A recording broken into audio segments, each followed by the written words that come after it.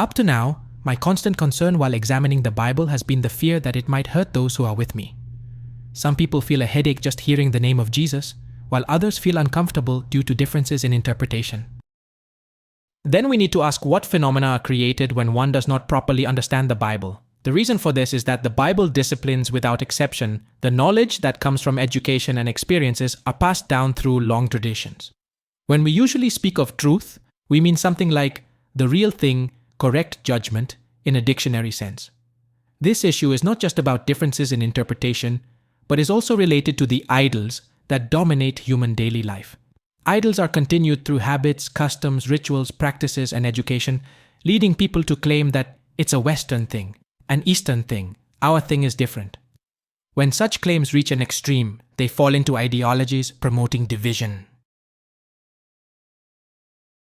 Is there a God of the West and a God of the East? The Bible records that there are many gods. If so, that is correct.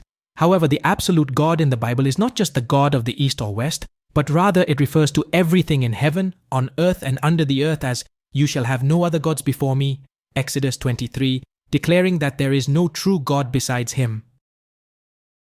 These days, there are a few people who have gained fame on YouTube for their lectures on ancient history.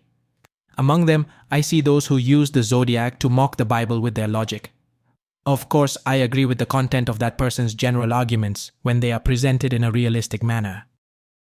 In the Bible, stars represent idols, and lamps signify God's commandments and statutes. Sometimes they are represented differently, so I hope there will be no misunderstanding. The flag of Israel features the Star of David. The star represents an idol. However, it is not certain whether Israel explicitly defines it as the Star of David. The hexagonal shape of the star is interpreted by Buddhism, Hinduism, and other religions as representing Saturn. Thus, there is a theory that all religions share the same root, Saturn. How this knowledge and theory came to be is somewhat of a mystery.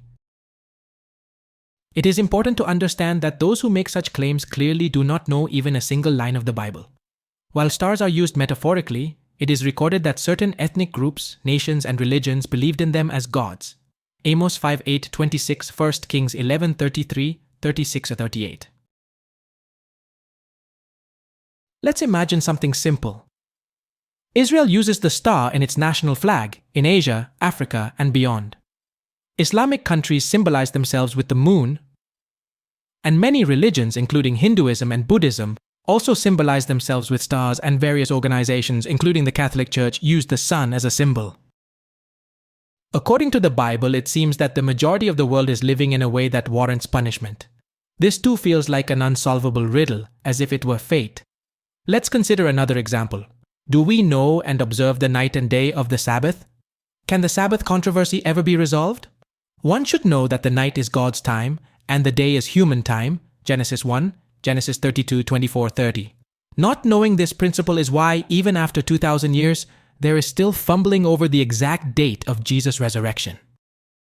Can those who are sent into the world escape the wrath of God? I feel a sense of gravity even as I write this. I support you to have a splendid day, valuing each day and serving as a neighbor, parent, adult, and teacher, taking on the role of salt and light through a strict standard and justice of your own.